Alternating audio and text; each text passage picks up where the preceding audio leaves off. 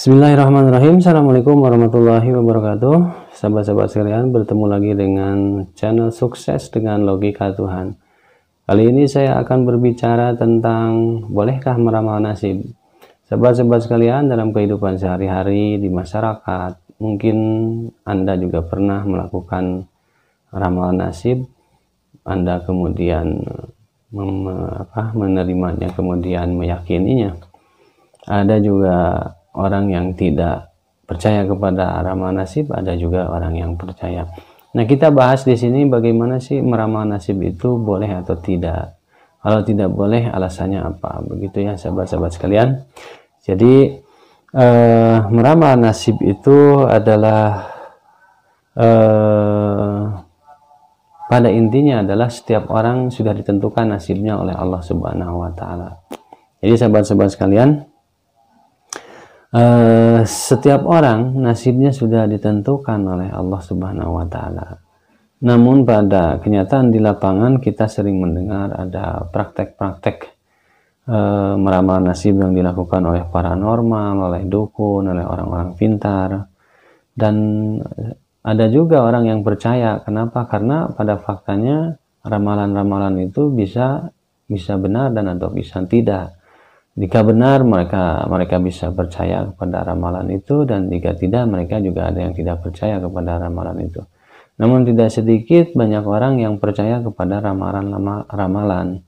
Ketika berganti tahun, orang sibuk bertanya kepada paranormal, kepada dukun, apa yang terjadi di tahun ini, di tahun baru ini. Dan itu banyak dilakukan, bahkan disiarkan di televisi yang dikonsumsi oleh publik.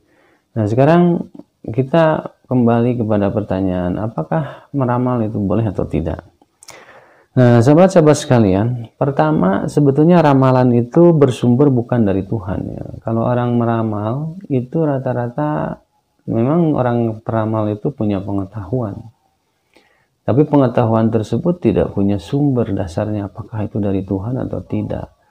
Ramalan itu hanya terjadi karena pengetahuan kelebihan dari orang tersebut, bisa punya pengetahuan ke masa yang akan datang, dan kita tidak tahu itu sumbernya dari mana.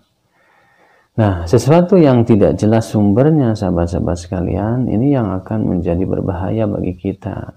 Dan kita kalau meramal, percaya kepada siapa ramalan itu? Ya tentunya percaya kepada peramal. Nah, ketika percaya kepada peramal, kepada sesuatu hal yang gaib di masa yang akan datang, maka itu sudah beresiko bahwa kita sudah melakukan syirik, menduakan Tuhan. Jadi sahabat-sahabat sekalian, praktek ramalan ini adalah praktek membaca masa depan, dan masa depan itu adalah gaib. Dan masa depan itu yang tahu hanya Allah, dan masa lalu juga yang tahu hanya Allah. Maka membaca masa depan, sumbernya dari dukun, peramal, dan orang-orang pintar, itu beresiko bahwa kita bisa percaya kepada selain Allah untuk hal-hal yang gaib. Maka meramal itu beresiko membuat keimanan kita, ketauhidan kita menjadi menjauh dari ketauhidan kepada Allah Subhanahu wa taala. Nah, meramal juga di depan itu kan kebenarannya bisa kemungkinan terjadi, bisa kemungkinan tidak. Maka itulah yang dilarang oleh Allah, yang disebut dengan mengundi nasib. Nah, di dalam Al-Qur'an, di dalam surat Al-Maidah ayat 90 itu, mengundi nasib itu termasuk yang dilarang oleh Allah Subhanahu wa taala, karena mengundi nasib itu adalah satu pekerjaan yang tidak jelas kejadiannya, dan termasuk tebak-tebakan, dan manusia tidak boleh hidup ini menggunakan prasangka yang bersumber dari selain Allah dan menjadi tebak-tebakan. Kemudian informasi ramalan itu tadi sudah saya sampaikan tidak bersumber kepada ketentuan yang ditentukan oleh Allah.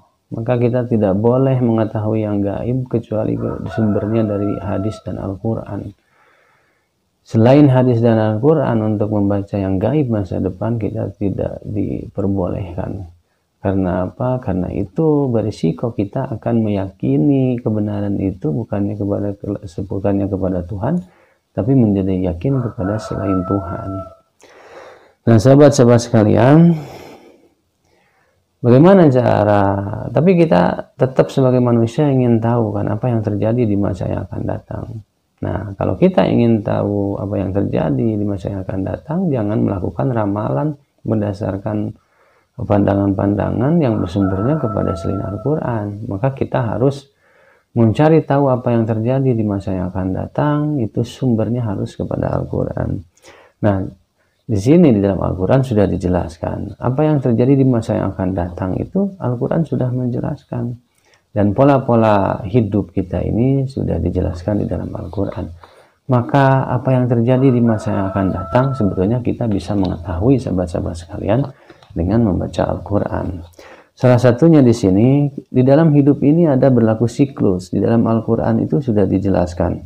Contoh di dalam surat Ali Imran ayat 190 dijelaskan bahwa hidup ini siklusnya seperti siang dan malam. Dan kejadiannya berlaku seperti ini, sahabat-sahabat sekalian. Silahkan baca dalam surat Ali Imran ayat 190 bahwa siklus hidup itu dimulai dari malam, kemudian berubah menjadi siang, kemudian berubah menjadi malam lagi, kemudian siang lagi. Itu siklus yang diberikan oleh Allah kepada kita, yang diberitahukan oleh Allah kepada kita semua. Kemudian dalam surat Ali Imran ayat ke-7 juga dijelaskan, sahabat-sahabat sekalian, bahwa kejadian hidup ini diawali dengan kematian, kemudian kita dihidupkan, kemudian kita dimatikan lagi, dan kemudian kita dihidupkan lagi.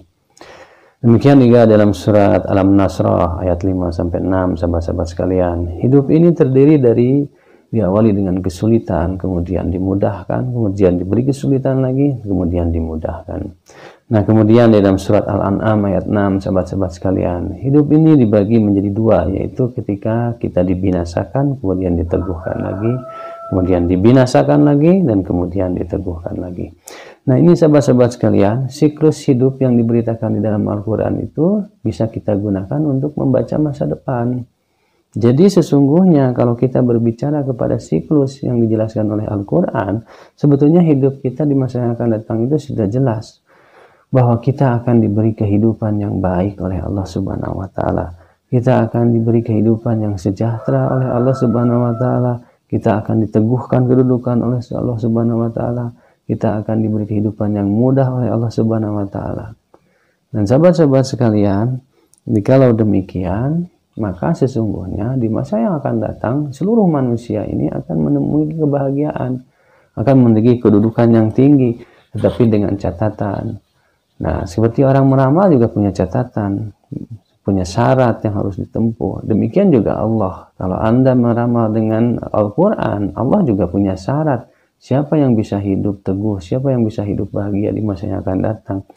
Syaratnya dijelaskan oleh Allah Subhanahu wa taala di dalam surah Al-Baqarah ayat 153 ini dijelaskan, hai orang beriman, mintalah pertolongan kepada Allah dengan sabar. Nah, siapa orang-orang yang akan mendapatkan kebaikan di masa yang akan datang ini?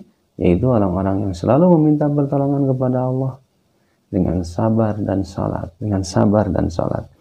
Nah, jadi sahabat-sahabat sekalian, itulah salah satu bentuk ramalan. Kalau kita mau meramal harus sumbernya dari Al-Quran. Maka kalau kita ini sampaikan kepada orang bahwa Anda di masa yang akan datang akan menjadi orang-orang yang terbaik, akan diteguhkan kedudukan, akan diberi rezeki yang melimpah, dengan catatan Anda harus bersabar dan meminta pertolongan kepada Allah, bersabar dengan salat dan meminta pertolongan kepada Allah. Jadi, begitu sahabat-sahabat sekalian. Jadi ketika orang diberi nasihat oleh kita seperti itu, orang itu tidak akan percaya kepada kita sebagai pemberi nasihat yang memberikan ramalan kepada mereka. Tapi kita sedang mengarahkan bahwa keimanan orang itu untuk selalu taat dan patuh kepada Allah Subhanahu wa taala. Dan orang itu bisa membaca langsung dari mana atau orang itu meramal memberi nasihat. Maka sumbernya harus diberitahu bahwa sumbernya itu dari Al-Quran. Nah, ketika orang diarahkan kepada untuk taat atau berharap kepada Allah Subhanahu wa taala, kemudian dia juga diberi sumbernya yaitu dari Al-Quran, maka kita sedang mengajarkan kepada orang itu untuk mengetahui berita-berita baik itu sumbernya dari Al-Quran dan bisa membacanya sendiri, dan juga orang itu diarahkan untuk selalu bertauhid kepada Allah Subhanahu wa taala. Demikian sahabat-sahabat sekalian, makanya aktivitas rama-rama yang diberikan oleh manusia tanpa sumbernya kepada Al-Quran, itu berisiko kita menjadi orang-orang yang syirik, karena kita menjadi bertauhid kepada orang bukan kepada Allah Subhanahu wa Ta'ala. Demikian sahabat-sahabat sekalian, semoga bermanfaat. Dan sekali lagi, mari kita semua berprasangka baik kepada Allah Subhanahu wa Ta'ala, bahwa Allah akan menjadikan manusia-manusia yang berdaya di masa yang akan datang jikalau kita wasta'inu bisabri wassalat, minta tolonglah kepada Allah dengan sabar dan salat. Billahi taufiq wa hidayah. Assalamualaikum warahmatullahi wabarakatuh.